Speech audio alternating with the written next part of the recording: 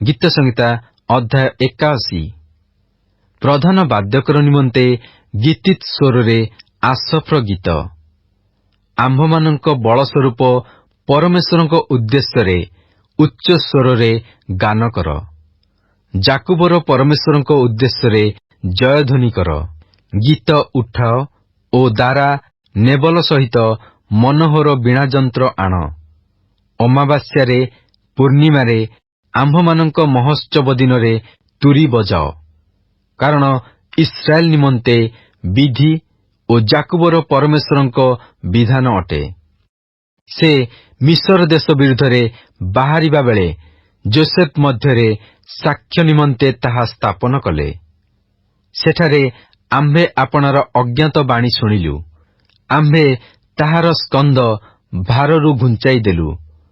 ତାହାର ହସ୍ତ ଟୋକାଇରୁ ମୁକ୍ତ ହେଲା। ତୁମ୍ଭେ ସଙ୍କଟ ବେଳେ ଡାକିଲ, ତହୁଁ ଆମ୍ଭେ ତୁମ୍ଭକୁ ଉଦ୍ଧାର କଲୁ। ଆମ୍ଭେ ମେଘ ଗର୍ଜନର ଗୁପ୍ତ ସ୍ଥାନରେ ତୁମ୍ଭକୁ ଉତ୍ତର ଦେଲୁ। ଆମ୍ଭେ ମିରିବା ଜଳ ନିକଟରେ ତୁମ୍ଭକୁ ପରୀକ୍ଷା କଲୁ। ହେ ଆମ୍ଭର ଲୋକ, ଶୁଣ, ଆମ୍ଭେ ତୁମ୍ଭ ନିକଟରେ ସାକ୍ଷ୍ୟ ଦେବା। ହେ ଇସ୍ରାଏଲ, ଯେବେ ତୁମ୍ଭେ ଆମ୍ଭ କଥା ଶୁଣନ୍ତ, ତୁମ୍ଭ ମଧ୍ୟରେ ଅନ୍ୟ କୌଣସି ଦେବତା ରହିବ ନାହିଁ, କିଅବା ତୁମ୍ଭେ ଅନ୍ୟ କୌଣସି ଦେବତାକୁ ପ୍ରଣାମ କରିବ ନାହିଁ। ଆମ୍ଭେ ସଦାପ୍ରଭୁ ତୁମ୍ଭର ପରମେଶ୍ୱର। ଆମ୍ଭେ ତୁମ୍ଭକୁ ମିଶର ଦେଶରୁ ବାହାର କରି ଆଣିଲୁ। ଆପଣା ମୁଖ ବଡ଼ କରି ମେଲାଅ, ଆମ୍ଭେ ତାହା ପୂର୍ଣ୍ଣ କରିବା। ମାତ୍ର ଆମ୍ଭ ଲୋକେ ଆମ୍ଭ ରବ ଶୁଣିଲେ ନାହିଁ ଓ ଇସ୍ରାଏଲ ଆମ୍ଭଙ୍କୁ ଚାହିଁଲା ନାହିଁ। ତହିଁରେ ସେମାନେ ଯେପରି ଆପଣା ଆପଣା ମନ୍ତ୍ରଣାନୁସାରେ ଚାଲିବେ, ଏଥିପାଇଁ ଆମ୍ଭେ ସେମାନଙ୍କୁ ସେମାନଙ୍କ ହୃଦୟର କଠିନତାନୁସାରେ ଛାଡ଼ିଦେଲୁ। ଆହା, ଯେବେ ଆମ୍ଭ ଲୋକେ ଆମ୍ଭର କଥା ଶୁଣନ୍ତେ, ଯେବେ ଇସ୍ରାଏଲ ଆମ୍ଭ ପଥରେ ଚାଲନ୍ତା, ଆମ୍ଭେ ଶୀଘ୍ର ସେମାନଙ୍କ ଶତ୍ରୁଗଣକୁ ଦମନ କରନ୍ତୁ ଓ ସେମାନଙ୍କ ବିପକ୍ଷଗଣର ପ୍ରତିକୂଳରେ ଆପଣା ହସ୍ତ ଫେରାନ୍ତୁ। ସଦାପ୍ରଭୁଙ୍କ ଘୃଣାକାରୀମାନେ ତାହାଙ୍କର ବଶତା ସ୍ୱୀକାର କରନ୍ତେ। ମାତ୍ର ସେମାନଙ୍କର ସମୟ ସଦାକାଳ ରହନ୍ତା। ଆହୁରି ସେ ଉତ୍ତମ ଗହମରେ ସେମାନଙ୍କୁ ପ୍ରତିପୋଷଣ କରନ୍ତେ ଓ ଆମ୍ଭେ ଶୈଳରୁ ମଧୁ ଦେଇ ତୁମ୍ଭଙ୍କୁ ପରିତୃପ୍ତ କରନ୍ତୁ। ଗୀତ ସଂହିତା ଅଧ୍ୟାୟ 82। ଆସଫ୍ର ଗୀତ। ପରମେଶ୍ୱର ପରମେଶ୍ୱରଙ୍କ ମଣ୍ଡଳୀ ମଧ୍ୟରେ ଠିଆ ହୁଅନ୍ତି। ସେ ବିଚାରକର୍ତ୍ତାମାନଙ୍କ ମଧ୍ୟରେ ବିଚାର କରନ୍ତି। ତୁମ୍ଭେମାନେ କେତେକାଳ ଅନ୍ୟାୟ ବିଚାର କରିବ ଓ ଦୁଷ୍ଟମାନଙ୍କର ମୁଖାପେକ୍ଷା କରିବ? ତୁମ୍ଭେମାନେ ଦରିଦ୍ର ଓ ପିତୃହୀନମାନଙ୍କର ବିଚାର କର। ଦୁଃଖୀ ଓ ଅକିଞ୍ଚନମାନଙ୍କ ପ୍ରତି ନ୍ୟାୟ ବ୍ୟବହାର କର। ଦରିଦ୍ର ଓ ଦିନହୀନମାନଙ୍କୁ ରକ୍ଷା କର। ଦୁଷ୍ଟଗଣର ହସ୍ତରୁ ସେମାନଙ୍କୁ ଉଦ୍ଧାର କର। ସେମାନେ ଜାଣନ୍ତି ନାହିଁ, କିଏବା ବୁଝନ୍ତି ନାହିଁ। ସେମାନେ ଅନ୍ଧକାରରେ ଏଣେ ତେଣେ ଭ୍ରମଣ କରନ୍ତି। ପୃଥିବୀର ସକଳ ଭିତ୍ତିମୂଳ ବିଚଳିତ ହୁଏ। ମୁଁ କହିଲି, ତୁମ୍ଭେମାନେ ଈଶ୍ୱରଗଣ ଓ ତୁମ୍ଭେ ସମସ୍ତେ ସର୍ବପରିଶୁଦ୍ଧଙ୍କ ସନ୍ତାନ। ତଥାପି ତୁମ୍ଭେମାନେ ମନୁଷ୍ୟ ପରି ମରିବ ଓ ଜଣେ ଅଧିପତି ତୁଲ୍ୟ ପତିତ ହେବ। ହେ ପରମେଶ୍ୱର, ଉଠ, ପୃଥିବୀର ବିଚାର କର, କାରଣ ତୁମ୍ଭେ ସବୁ ଗୋଷ୍ଠୀମାନଙ୍କୁ ଅଧିକାର କରିବ। ଗୀତ ସଂହିତା ଅଧ୍ୟାୟ 83। ଗୀତ ଆସଫ୍ର ଗୀତ। ହେ ପରମେଶ୍ୱର, ତୁମ୍ଭେ ମୌନୀ ହୋଇ ରୁହ ନାହିଁ। ହେ ପରମେଶ୍ୱର, ନୀରବ ଓ ନିରସ୍ତ ହୁଅ ନାହିଁ। କାରଣ ଦେଖ, ତୁମ୍ଭ ଶତ୍ରୁଗଣ ଗଣ୍ଡଗୋଳ କରନ୍ତି ଓ ତୁମ୍ଭଙ୍କୁ ଘୃଣା କରିବା ଲୋକମାନେ ମସ୍ତକ ଉଠାଇ ଅଛନ୍ତି। ସେମାନେ ତୁମ୍ଭ ଲୋକମାନଙ୍କ ବିରୁଦ୍ଧରେ କୁଟିଳ ମନ୍ତ୍ରଣା କରନ୍ତି ଓ ତୁମ୍ଭର ଗୁପ୍ତ ଲୋକମାନଙ୍କ ପ୍ରତିକୂଳରେ ପରସ୍ପର ପରାମର୍ଶ କରନ୍ତି। ସେମାନେ କହିଅଛନ୍ତି, ଇସ୍ରାଏଲର ନାମ ଯେପରି ଆଉ ସ୍ମରଣରେ ନ ରହିବ, ଏଥିପାଇଁ ଆସ, ଆମ୍ଭେମାନେ ସେମାନଙ୍କୁ ଉଚ୍ଛିନ୍ନ କରି ଆଉ ଗୋଷ୍ଠୀ ହୋଇଥିବାକୁ ନ ଦେଉ। କାରଣ ସେମାନେ ଏକଚିତ ହୋଇ ପରାମର୍ଶ କରିଅଛନ୍ତି। ଇଦମ୍ର ତମ୍ବୁ ନିବାସୀମାନେ ଓ ଇସ୍ମାଏଲୀୟମାନେ, ମୋୟାବ ଓ ହାଗରୀୟମାନେ, ଗବାଲ ଓ ଅମୋନ ଓ ଅମାଲେକ ଓ ସୋର ନିବାସୀମାନଙ୍କ ସହିତ ପଲେଷ୍ଟିଆ ସମସ୍ତେ ତୁମ୍ଭ ବିରୁଦ୍ଧରେ ନିୟମ ସ୍ଥାପନ କରିଅଛନ୍ତି। ଅସୁରୀୟ ମଧ୍ୟ ସେମାନଙ୍କ ସଙ୍ଗେ ଯୋଗ ଦେଇଅଛି। ସେମାନେ ଲୋଟ ସନ୍ତାନଗଣର ସାହାଯ୍ୟ କରିଅଛନ୍ତି। ମିଦିଅନ ପ୍ରତି କିଶୋନ ନଦୀ ନିକଟରେ ସିସରା ପ୍ରତି ଜାବିନ ପ୍ରତି ଜେରୁପ ସେରୁପ ସେମାନଙ୍କ ପ୍ରତି କର। ସେମାନେ ଅଇନ୍ଦୋର ନିକଟରେ ବିନଷ୍ଟ ହେଲେ। ସେମାନେ ଭୂମି ପାଇଁ ଖତ ସ୍ୱରୂପ ହେଲେ। ତୁମ୍ଭେ ସେମାନଙ୍କ ପ୍ରଧାନ ବର୍ଗକୁ ଓରେବ ଓ ସେବର ସମାନ ସେମାନଙ୍କ ଅଧିପତି ସମସ୍ତଙ୍କୁ ହିଁ ସେବହ ଓ ସଲମୁନର ସମାନ କର। ସେମାନେ କହିଲେ, ଆସ, ଆମ୍ଭେମାନେ ପରମେଶ୍ୱରଙ୍କ ନିବାସ ସ୍ଥାନ ସବୁ ଆପଣା ଆପଣା ଅଧିକାରରେ ନେଉ। ହେ ମୋହର ପରମେଶ୍ୱର, ତୁମ୍ଭେ ସେମାନଙ୍କୁ ଘୂର୍ଣ୍ଣାୟମାନ ଧୂଳି ପରି ବାୟୁ ସମ୍ମୁଖରେ କୁଟା ପରି କର।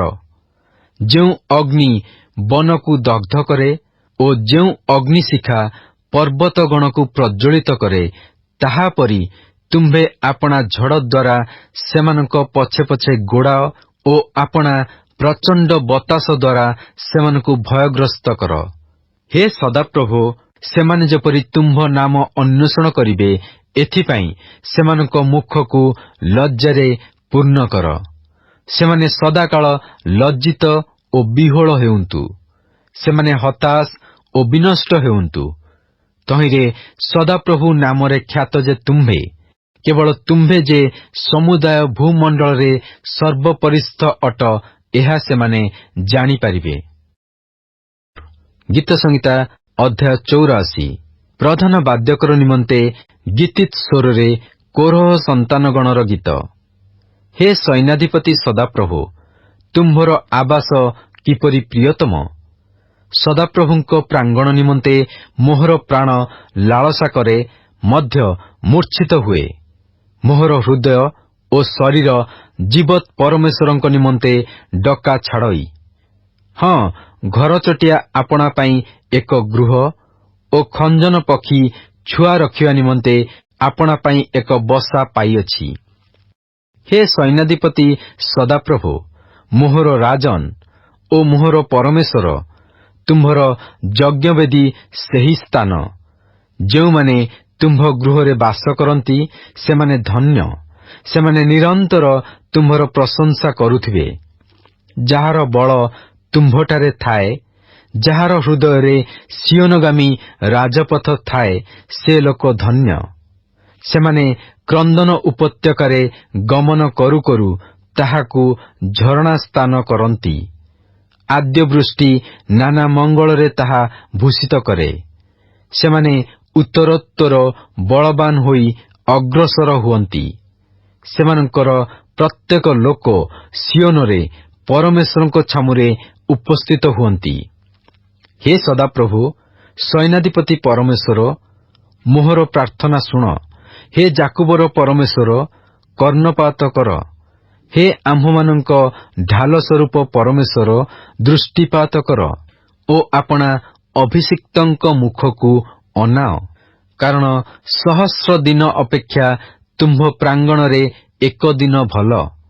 ଦୁଷ୍ଟତାର ତମ୍ବୁରେ ବାସ କରିବା ଅପେକ୍ଷା ଆମ୍ଭ ପରମେଶ୍ୱରଙ୍କ ଗୃହରେ ଦ୍ୱାରୀ ହେବାର ବରଞ୍ଚ ଆମ୍ଭେ ଭଲ ଜାଣୁ। କାରଣ ସଦାପ୍ରଭୁ ପରମେଶ୍ୱର ସୂର୍ଯ୍ୟ ଓ ଢାଲ ଅଟନ୍ତି। ସଦାପ୍ରଭୁ ଅନୁଗ୍ରହ ଓ ଗୌରବ ଦେବେ। ସେ ସରଳାଚାରୀମାନଙ୍କଠାରୁ କୌଣସି ମଙ୍ଗଳ ବିଷୟ ଅଟକାଇବେ ନାହିଁ। ହେ ସୈନ୍ୟାଧିପତି ପରମେଶ୍ୱର, ଯେଉଁ ଲୋକ ତୁମ୍ଭଠାରେ ଶରଣ ନିଏ, ସେ ଧନ୍ୟ। ଗୀତ ସଂହିତା ଅଧ୍ୟାୟ 85। ପ୍ରଧାନ ବାଦ୍ୟକର ନିମନ୍ତେ କୋରହ ସନ୍ତାନଗଣର ଗୀତ। ହେ ସଦାପ୍ରଭୁ, ତୁମ୍ଭେ ନିଜ ଦେଶ ପ୍ରତି ପ୍ରସନ୍ନ ହୋଇଅଛ। ତୁମ୍ଭେ ଯାକୁବର ବନ୍ଦୀ ଦଶା ଫେରାଇଅଛ। ତୁମ୍ଭେ ଆପଣା ଲୋକମାନଙ୍କ ଅପରାଧ କ୍ଷମା କରିଅଛ। ତୁମ୍ଭେ ସେମାନଙ୍କ ପାପ ସବୁ ଆଚ୍ଛାଦନ କରିଅଛ। ତୁମ୍ଭେ ଆପଣା ସମସ୍ତ କୋପରୁ ନିବୃତ୍ତ ହୋଇଅଛ। ତୁମ୍ଭେ ଆପଣା କ୍ରୋଧର ପ୍ରଚଣ୍ଡତାରୁ ବିମୁଖ ହୋଇଅଛ। ହେ ଆମ୍ଭମାନଙ୍କ ପରିତ୍ରାଣର ପରମେଶ୍ୱର, ଆମ୍ଭମାନଙ୍କୁ ଫେରାଅ ଓ ଆମ୍ଭମାନଙ୍କ ପ୍ରତି ତୁମ୍ଭ ବିରକ୍ତି ନିବୃତ୍ତ କର। ତୁମ୍ଭେ କି ସଦାକାଳ ଆମ୍ଭମାନଙ୍କ ଉପରେ କ୍ରୁଦ୍ଧ ହେବ? ତୁମ୍ଭେ କି ପୁରୁଷ ପରମ୍ପରା ପ୍ରତି ଆପଣା କ୍ରୋଧ ରଖିଥିବ? ତୁମ୍ଭର ଲୋକମାନେ ଯେପରି ତୁମ୍ଭଠାରେ ଆନନ୍ଦ କରିବେ, ଏଥିପାଇଁ ତୁମ୍ଭେ କି ପୁନର୍ବାର ଆମ୍ଭମାନଙ୍କୁ ସଜୀବ କରିବ ନାହିଁ? ହେ ସଦାପ୍ରଭୁ, ଆମ୍ଭମାନଙ୍କ ପ୍ରତି ଆପଣା ଦୟା ପ୍ରକାଶ କର ଓ ଆମ୍ଭମାନଙ୍କୁ ତୁମ୍ଭ ପରିତ୍ରାଣ ପ୍ରଦାନ କର।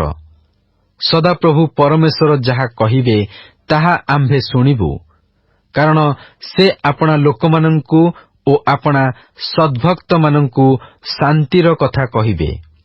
ମାତ୍ର ସେମାନେ ପୁନର୍ବାର ମୂର୍ଖତା ପ୍ରତି ନ ଫେରନ୍ତୁ। ଯେପରି ଆମ୍ଭମାନଙ୍କ ଦେଶରେ ଗୌରବ ବାସ କରିବ, ଏଥିପାଇଁ ନିଶ୍ଚୟ ତାହାଙ୍କ ଭୟକାରୀମାନଙ୍କ ନିକଟରେ ତାହାଙ୍କର ପରିତ୍ରାଣ ଅଛି।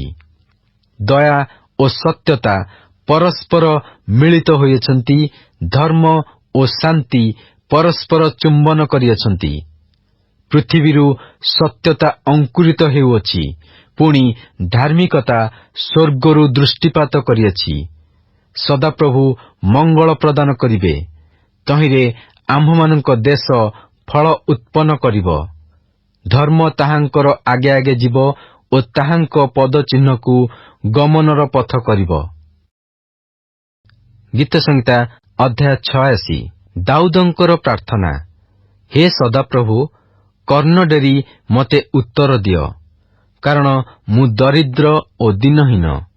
ମୋହର ପ୍ରାଣ ରକ୍ଷା କର, ଯେହେତୁ ମୁଁ ଈଶ୍ୱର ପରାୟଣ। ହେ ମୋହର ପରମେଶ୍ୱର, ତୁମ୍ଭଠାରେ ଭରସାକାରୀ ଦାସର ପରିତ୍ରାଣ କର। ହେ ପ୍ରଭୁ, ମୋ ପ୍ରତି ଦୟାଳୁ ହୁଅ, କାରଣ ମୁଁ ଦିନଯାକ ତୁମ୍ଭ ନିକଟରେ ଡାକ ପକାଏ। ଆପଣା ଦାସର ପ୍ରାଣ ଆନନ୍ଦିତ କର, କାରଣ ହେ ପ୍ରଭୁ, ମୁଁ ତୁମ୍ଭ ଆଡ଼େ ଆପଣା ପ୍ରାଣ ଉଠାଏ। ଯେହେତୁ ହେ ପ୍ରଭୁ, ତୁମ୍ଭେ ମଙ୍ଗଳମୟ ଓ କ୍ଷମା କରିବାକୁ ପ୍ରସ୍ତୁତ, ପୁଣି ତୁମ୍ଭ ନିକଟରେ ପ୍ରାର୍ଥନାକାରୀ ସମସ୍ତଙ୍କ ପ୍ରତି ଦୟାରେ ମହାନ୍। ହେ ସଦାପ୍ରଭୁ, ମୋ ପ୍ରାର୍ଥନାରେ କର୍ଣ୍ଣପାତ କର ଓ ମୋ ନିବେଦନର ରବରେ ମନୋଯୋଗ କର। ମୋହର ସଙ୍କଟ ଦିନରେ ମୁଁ ତୁମ୍ଭକୁ ଡାକିବି, କାରଣ ତୁମ୍ଭେ ମୋତେ ଉତ୍ତର ଦେବ। ହେ ପ୍ରଭୁ, ଦେବଗଣ ମଧ୍ୟରେ ତୁମ୍ଭ ତୁଲ୍ୟ କେହି ନାହିଁ, କିଏ ବା ତୁମ୍ଭ କର୍ମତୁଲ୍ୟ ଆଉ କୌଣସି କର୍ମ ନାହିଁ। ହେ ପ୍ରଭୁ, ତୁମ୍ଭର ସୃଷ୍ଟ ସକଳ ଦେଶୀୟ ଲୋକ ଆସି ତୁମ୍ଭ ଛାମୁରେ ପ୍ରଣାମ କରିବେ ଓ ସେମାନେ ତୁମ୍ଭ ନାମର ଗୌରବ କରିବେ, କାରଣ ତୁମ୍ଭେ ମହାନ୍ ଓ ଆଶ୍ଚର୍ଯ୍ୟ କର୍ମ କରୁଥାଅ। ତୁମ୍ଭେ ଏକମାତ୍ର ପରମେଶ୍ୱର ଅଟ। ହେ ସଦାପ୍ରଭୁ, ତୁମ୍ଭର ପଥ ମୋତେ ଶିଖାଅ। ମୁଁ ତୁମ୍ଭ ସତ୍ୟତାରେ ଗମନ କରିବି। ତୁମ୍ଭ ନାମକୁ ଭୟ କରିବା ପାଇଁ ମୋତେ ଏକ ମନା କର। ହେ ପ୍ରଭୁ, ମୋ ପରମେଶ୍ୱର, ମୁଁ ସର୍ବାନ୍ତଃକରଣରେ ତୁମ୍ଭର ପ୍ରଶଂସା କରିବି ଓ ମୁଁ ଅନନ୍ତ କାଳ ତୁମ୍ଭ ନାମର ଗୌରବ କରିବି, କାରଣ ମୋ ପ୍ରତି ତୁମ୍ଭର ଦୟା ମହତ୍। ପୁଣି ତୁମ୍ଭେ ନିଚସ୍ତ ପାତାଳରୁ ମୋ ପ୍ରାଣକୁ ଉଦ୍ଧାର କରିଅଛ। ହେ ପରମେଶ୍ୱର, ଅହଙ୍କାରୀମାନେ ମୋ ବିରୁଦ୍ଧରେ ଉଠିଅଛନ୍ତି। ଦୁରନ୍ତ ଲୋକଙ୍କ ମଣ୍ଡଳୀ ମୋ ପ୍ରାଣ ଚାହିଁଅଛନ୍ତି। ସେମାନେ ଆପଣା ଆପଣା ସମ୍ମୁଖରେ ତୁମ୍ଭଙ୍କୁ ରଖିନାହାନ୍ତି। ମାତ୍ର ହେ ପ୍ରଭୁ, ତୁମ୍ଭେ ସ୍ନେହଶୀଳ ଓ କୃପାବାନ୍ ପରମେଶ୍ୱର, କ୍ରୋଧରେ ଧୀର, ପୁଣି ଦୟା ଓ ସତ୍ୟତାରେ ପରିପୂର୍ଣ୍ଣ ଅଟ। ଆହେ, ମୋ ପ୍ରତି ଫେର ଓ ମୋତେ ଦୟା କର।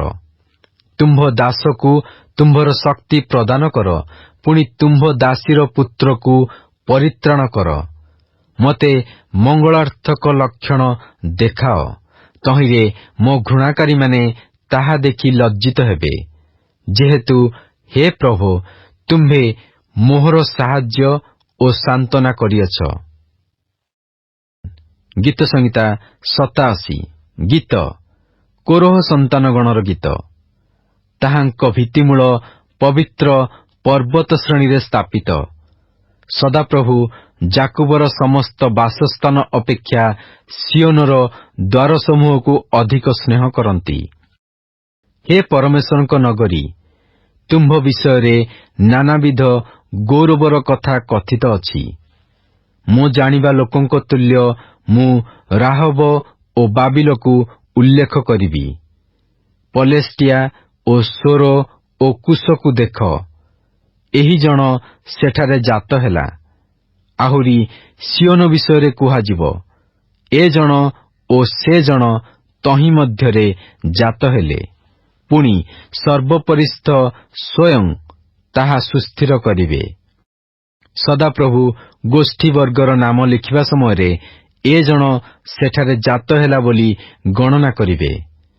ଗାୟକ ଓ ନର୍ତ୍ତକମାନେ କହିବେ, ମୋହର ସବୁ ଝର ତୁମ୍ଭଠାରେ ଅଛି। ଗୀତ ସଂହିତା ଅଧ୍ୟାୟ 88। ଗୀତ କୋରହ ସନ୍ତାନଗଣର ଗୀତ। ପ୍ରଧାନ ବାଦ୍ୟକର ନିମନ୍ତେ ମହଲତ ଲିଓନତ ସ୍ୱରରେ ଇସ୍ରାହୀୟ ହେମନର ମସ୍କିଲ। ସଦାପ୍ରଭୁ ମୋ ପରିତ୍ରାଣର ପରମେଶ୍ୱର, ମୁଁ ଦିବାରାତ୍ର ତୁମ୍ଭ ସମ୍ମୁଖରେ କାକୁକ୍ତି କରିଅଛି। ମୋ ପ୍ରାର୍ଥନା ତୁମ୍ଭ ଛାମୁରେ ଉପସ୍ଥିତ ହେଉ। ମୋ କାକୁକ୍ତିରେ କର୍ଣ୍ଣପାତ କର, କାରଣ ମୋ ପ୍ରାଣ ଦୁଃଖରେ ପରିପୂର୍ଣ୍ଣ ଓ ମୋ ଜୀବନ ପାତାଳର ନିକଟବର୍ତ୍ତୀ ହେଉଅଛି। ମୁଁ ଗର୍ତ୍ତଗାମୀ ଲୋକମାନଙ୍କ ସଙ୍ଗେ ଗଣିତ। ମୁଁ ଅସହାୟ ଲୋକର ସମାନ। ଯେଉଁ କବରସାଇ ହତ ଲୋକମାନଙ୍କୁ ତୁମ୍ଭେ ଆଉ ସ୍ମରଣ କରୁନାହଁ ଓ ଯେଉଁମାନେ ତୁମ୍ଭ ହସ୍ତରୁ ବିଚ୍ଛିନ୍ନ ହୋଇଅଛନ୍ତି, ସେହି ମୃତ ଲୋକମାନଙ୍କ ମଧ୍ୟରେ ମୁଁ ତ୍ୟକ୍ତ ହୋଇଅଛି। ତୁମ୍ଭେ ମୋତେ ନିଚତମ ଗର୍ତ୍ତରେ, ଅନ୍ଧକାରରେ, ଗଭୀର ସ୍ଥାନରେ ରଖିଅଛ। ତୁମ୍ଭର କୋପ ମୋ ଉପରେ ପ୍ରବଳ ହୋଇ ରହୁଅଛି ଓ ତୁମ୍ଭେ ଆପଣାର ସମସ୍ତ ତରଙ୍ଗରେ ମୋତେ କ୍ଲେଶ ଦେଇଅଛ। ତୁମ୍ଭେ ମୋହର ପରିଚିତ ଲୋକମାନଙ୍କୁ ମୋଠାରୁ ଦୂରରେ ରଖିଅଛ। ତୁମ୍ଭେ ସେମାନଙ୍କ ନିକଟରେ ମୋତେ ଘୃଣାର ବିଷୟ କରିଅଛ। ମୁଁ ଅବରୁଦ୍ଧ ହୋଇଅଛି ଓ ମୁଁ ବାହାରକୁ ଆସିପାରୁନାହିଁ। କ୍ଲେଶ ସକାଶୁ ମୋ ଚକ୍ଷୁ କ୍ଷୀଣ ହେଉଅଛି। ହେ ସଦାପ୍ରଭୁ, ମୁଁ ପ୍ରତିଦିନ ତୁମ୍ଭ ନିକଟରେ ପ୍ରାର୍ଥନା କରିଅଛି। ମୁଁ ତୁମ୍ଭ ଆଡ଼େ ଆପଣା ହସ୍ତ ପ୍ରସାରିଅଛି। ତୁମ୍ଭେ କି ମୃତ ଲୋକମାନଙ୍କୁ ଆଶ୍ଚର୍ଯ୍ୟକ୍ରିୟା ଦେଖାଇବ? ଯେଉଁମାନେ ମରିଯାଇଅଛନ୍ତି ସେମାନେ ଉଠିକି ତୁମ୍ଭର ପ୍ରଶଂସା କରିବେ। କବରରେ ତୁମ୍ଭର ସ୍ନେହପୂର୍ଣ୍ଣ କରୁଣା ଅବା ବିନାଶ ସ୍ଥାନରେ ତୁମ୍ଭର ବିଶ୍ୱସ୍ତତା କି ପ୍ରଚାରିତ ହେବ? ଅନ୍ଧକାରରେ ତୁମ୍ଭର ଆଶ୍ଚର୍ଯ୍ୟକ୍ରିୟା ଓ ବିସ୍ମୃତି ଦେଶରେ ତୁମ୍ଭର ଧର୍ମ କି ଜଣାଯିବ? ମାତ୍ର ହେ ସଦାପ୍ରଭୁ, ମୁଁ ତୁମ୍ଭ ନିକଟରେ କାକୁକ୍ତି କରିଅଛି ଓ ପ୍ରଭାତରେ ମୋ ପ୍ରାର୍ଥନା ତୁମ୍ଭ ନିକଟରେ ଉପସ୍ଥିତ ହେବ। ହେ ସଦାପ୍ରଭୁ, ତୁମ୍ଭେ କାହିଁକି ମୋ ପ୍ରାଣକୁ ପରିତ୍ୟାଗ କରୁଅଛ? ତୁମ୍ଭେ କାହିଁକି ମୋଠାରୁ ଆପଣା ମୁଖ ଲୁଚାଉଅଛ? ମୁଁ ବାଲ୍ୟକାଳଠାରୁ ଦୁଃଖଗ୍ରସ୍ତ ଓ ମୃତକଳ୍ପ। ମୁଁ ତୁମ୍ଭ ତ୍ରାସ ଭୋଗ କରି କରି ଉନ୍ମନା ହୋଇଅଛି। ତୁମ୍ଭ ପ୍ରଚଣ୍ଡ କୋପ ମୋ ଉପର ଦେଇ ଯାଇଅଛି। ତୁମ୍ଭର ତ୍ରାସ ସବୁ ମୋତେ ଉଚ୍ଛିନ୍ନ କରିଅଛି। ତାହା ସବୁ ଦିନଯାକ ଜଳ ପରି ମୋ ଚାରିଆଡ଼େ ଉପସ୍ଥିତ। ତାହା ସବୁ ଏକତ୍ର ମୋ ଚାରିଆଡ଼େ ବେଷ୍ଟନ କଲେ। ତୁମ୍ଭେ ସ୍ନେହିକି ଓ ମିତ୍ରକୁ ମୋଠାରୁ ଦୂରରେ ଓ ମୋ ପରିଚିତ ଲୋକଙ୍କୁ ଅନ୍ଧକାରରେ ରଖିଅଛ। ଗୀତ ସଂହିତା ଅଧ୍ୟାୟ 89। ଇସ୍ରାହୀୟ ଏଥନର ମସ୍କିଲ। ମୁଁ ସର୍ବଦା ସଦାପ୍ରଭୁଙ୍କ ବିବିଧ ଦୟା ବିଷୟ ଗାନ କରିବି। ମୁଁ ଆପଣା ମୁଖରେ ତୁମ୍ଭର ବିଶ୍ୱସ୍ତତା ପୁରୁଷ ପରମ୍ପରା ପ୍ରତି ପ୍ରକାଶ କରିବି, କାରଣ ଦୟା ସଦାକାଳ ଗଢ଼ାଯିବ ବୋଲି ମୁଁ କହିଅଛି। ତୁମ୍ଭେ ଆପଣା ବିଶ୍ୱସ୍ତତା ସ୍ୱର୍ଗରେ ହିଁ ସ୍ଥାପନ କରିବ। ଆମ୍ଭେ ଆପଣା ମନୋନୀତ ଲୋକ ସଙ୍ଗେ ନିୟମ କରିଅଛୁ। ଆମ୍ଭେ ଆପଣା ଦାସ ଦାଉଦ ସଙ୍ଗେ ଶପଥ କରିଅଛୁ। ଆମ୍ଭେ ତୁମ୍ଭ ବଂଶକୁ ସଦାକାଳ ସୁସ୍ଥିର କରିବା ଓ ପୁରୁଷ ପରମ୍ପରା ପର୍ଯ୍ୟନ୍ତ ତୁମ୍ଭର ସିଂହାସନ ଗଢ଼ିବା। ହେ ସଦାପ୍ରଭୁ, ସ୍ୱର୍ଗ ତୁମ୍ଭ ଆଶ୍ଚର୍ଯ୍ୟ କ୍ରିୟାର ପ୍ରଶଂସା କରିବ, ମଧ୍ୟ ପବିତ୍ରଗଣର ସମାଜରେ ତୁମ୍ଭ ବିଶ୍ୱସ୍ତତାର ପ୍ରଶଂସା କରିବ। କାରଣ ଆକାଶରେ ସଦାପ୍ରଭୁଙ୍କ ସଙ୍ଗେ କାହାର ଉପମା କରାଯାଇପାରେ? ଯେଉଁ ପରମେଶ୍ୱର ପବିତ୍ରଗଣର ସଭାରେ ଅତି ଭୟଙ୍କର ଓ ଆପଣା ଚତୁର୍ଦିଗସ୍ଥ ସମସ୍ତଙ୍କ ଉପରେ ଭୟଯୋଗ୍ୟ, ସେହି ସଦାପ୍ରଭୁଙ୍କ ତୁଲ୍ୟ ବିକ୍ରମୀ ସନ୍ତାନଗଣ ମଧ୍ୟରେ କିଏ ଅଛି? ହେ ସଦାପ୍ରଭୁ, ସୈନ୍ୟାଧିପତି ପରମେଶ୍ୱର, ହେ ଯା, ତୁମ୍ଭ ତୁଲ୍ୟ ବିକ୍ରମୀ କିଏ? ତୁମ୍ଭ ବିଶ୍ୱସ୍ତତା ତୁମ୍ଭ ଚତୁର୍ଦିଗରେ ବିଦ୍ୟମାନ। ତୁମ୍ଭେ ସମୁଦ୍ରର ଅହଙ୍କାର ଉପରେ କର୍ତ୍ତୃତ୍ୱ କରୁଅଛ। ତହିଁର ତରଙ୍ଗମାଳା ଉଠିବା ବେଳେ ତୁମ୍ଭେ ସେ ସବୁ ଶାନ୍ତ କରୁଅଛ। ତୁମ୍ଭେ ରାହବକୁ ଚୂର୍ଣ୍ଣ କରି ହତ ବ୍ୟକ୍ତିର ସମାନ କରିଅଛ। ତୁମ୍ଭେ ଆପଣା ବଳିଷ୍ଠ ବାହୁରେ ନିଜ ଶତ୍ରୁମାନଙ୍କୁ ଛିନ୍ନ ଭିନ୍ନ କରିଅଛ। ସ୍ୱର୍ଗ ତୁମ୍ଭର, ପୃଥିବୀ ହିଁ ତୁମ୍ଭର। ତୁମ୍ଭେ ଜଗତ ଓ ତହିଁର ପୂର୍ଣ୍ଣତା ସ୍ଥାପନ କରିଅଛ। ଉତ୍ତର ଓ ଦକ୍ଷିଣ ଦିଗ ତୁମ୍ଭେ ସୃଷ୍ଟି କରିଅଛ। ତାବୋର ଓ ହର୍ମୋନ ତୁମ୍ଭ ନାମରେ ଆନନ୍ଦ କରନ୍ତି। ତୁମ୍ଭେ ପରାକ୍ରାନ୍ତ ବାହୁ ବିଶିଷ୍ଟ। ତୁମ୍ଭର ହସ୍ତ ବଳବାନ ଓ ତୁମ୍ଭର ଦକ୍ଷିଣ ହସ୍ତ ଉଚ୍ଚ। ଧର୍ମ ଓ ନ୍ୟାୟ ବିଚାର ତୁମ୍ଭ ସିଂହାସନର ଭିତ୍ତିମୂଳ। ଦୟା ଓ ସତ୍ୟତା ତୁମ୍ଭର ସମ୍ମୁଖଗାମୀ। ଯେଉଁ ଲୋକେ ଆନନ୍ଦ ଧ୍ୱନି ଜାଣନ୍ତି, ସେମାନେ ଧନ୍ୟ। ହେ ସଦାପ୍ରଭୁ, ସେମାନେ ତୁମ୍ଭ ମୁଖର ଦୀପ୍ତିରେ ଗମନାଗମନ କରନ୍ତି। ସେମାନେ ଦିନଯାକ ତୁମ୍ଭ ନାମରେ ଆନନ୍ଦ କରନ୍ତି ଓ ତୁମ୍ଭ ଧାର୍ମିକତାରେ ସେମାନେ ଉନ୍ନତ ହୁଅନ୍ତି। କାରଣ ତୁମ୍ଭେ ସେମାନଙ୍କ ବଳର ଗୌରବ ସ୍ୱରୂପ। ପୁଣି ତୁମ୍ଭ ଅନୁଗ୍ରହରେ ଆମ୍ଭମାନଙ୍କ ଶୃଙ୍ଗ ଉନ୍ନତ ହେବ। କାରଣ ଆମ୍ଭମାନଙ୍କ ଢାଲ ସଦାପ୍ରଭୁଙ୍କର ଓ ଆମ୍ଭମାନଙ୍କ ରାଜା ଇସ୍ରାଏଲର ଧର୍ମସ୍ୱରୂପଙ୍କର।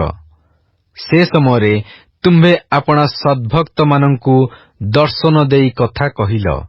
ପୁଣି କହିଲ, ଆମ୍ଭେ ଏକ ବିକ୍ରମୀ ଉପରେ ସାହାଯ୍ୟ କରିବାର ଭାର ଦେଇଅଛୁ।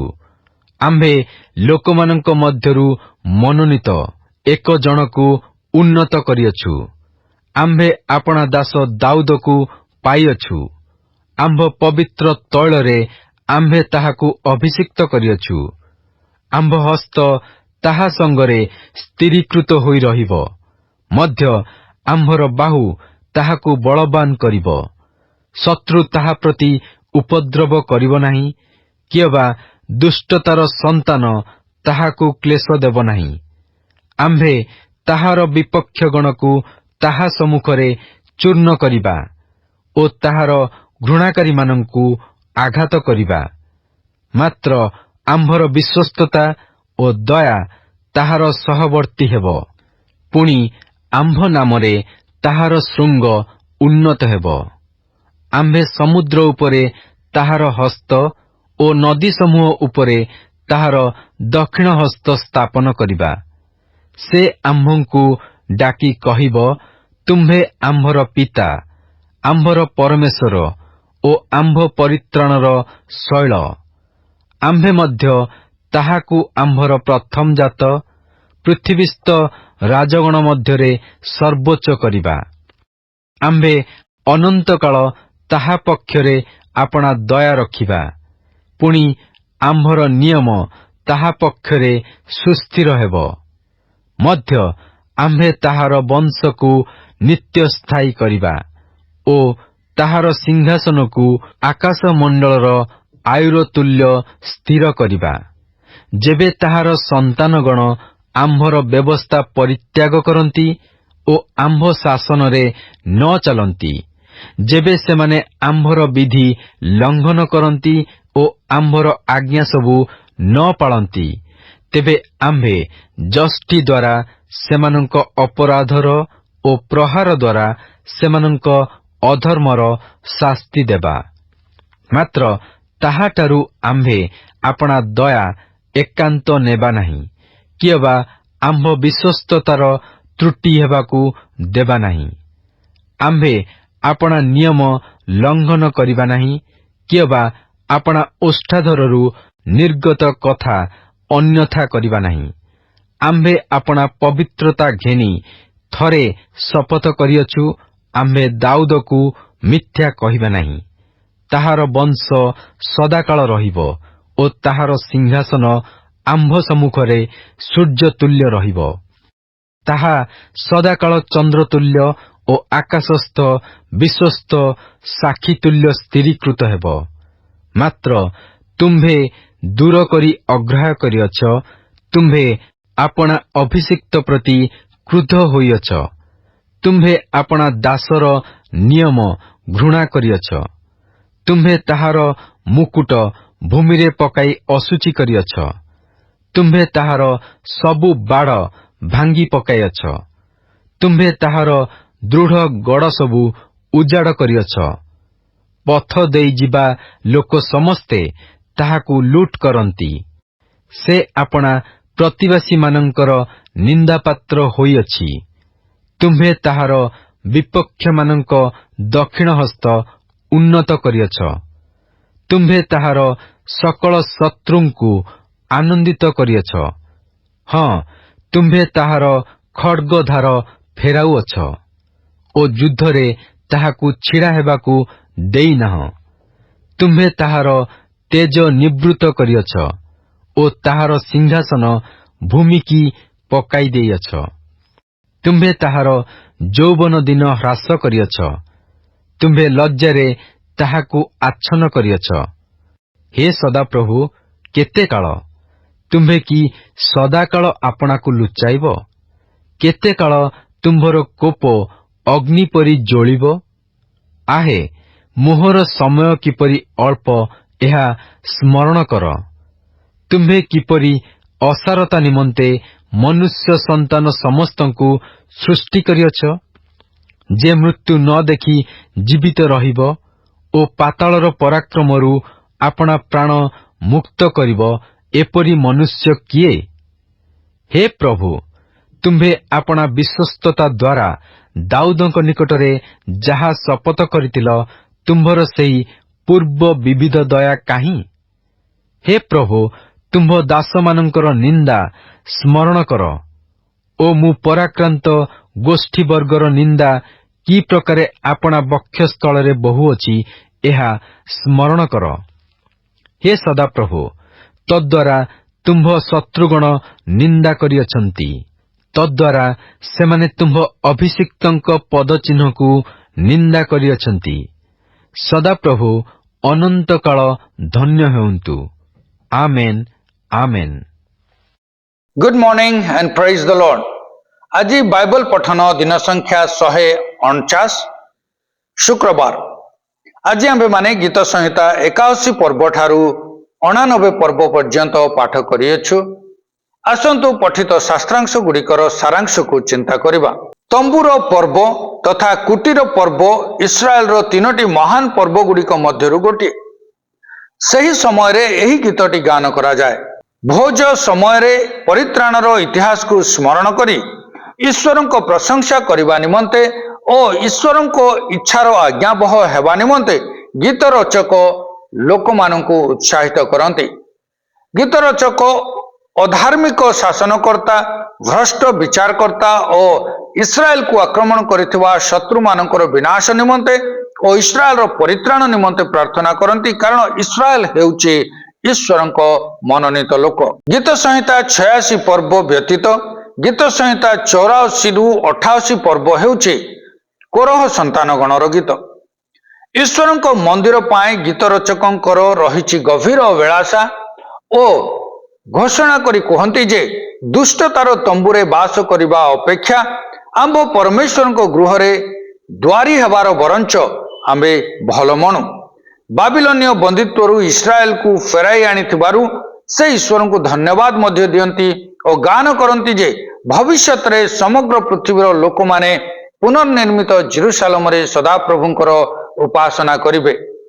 ଗୀତ ସଂହିତା 86 ପର୍ବ ହେଉଛି ଦାଉଦଙ୍କ ପ୍ରାର୍ଥନାର ଗୀତ, ଯେଉଁ ପ୍ରାର୍ଥନାରେ ଦାଉଦ ତାଙ୍କ ସଙ୍କଟ ସମୟରେ ଈଶ୍ୱରଙ୍କ ସମ୍ପୂର୍ଣ୍ଣ ସାର୍ବଭୌମତ୍ୱକୁ ସ୍ୱୀକାର କରି ତାଙ୍କ ଦାସର ପ୍ରାର୍ଥନାର ଉତ୍ତର ଦେବା ନିମନ୍ତେ ଗୁହାରି କରିଛନ୍ତି। ଏହା ଥିଲା ଆଜିର ପଠିତ ଶାସ୍ତ୍ରାଂଶର ସାରାଂଶ। ଖ୍ରୀଷ୍ଟଙ୍କ ଠାରେ ଏକତ୍ର ଏହା କି ଆଶୀର୍ବାଦର ବିଷୟ ଅଟେ। ପ୍ରଭୁ ଆଜିର ପଠନରେ ଆମ ସମସ୍ତଙ୍କୁ ଆଶୀର୍ବାଦ କରନ୍ତୁ।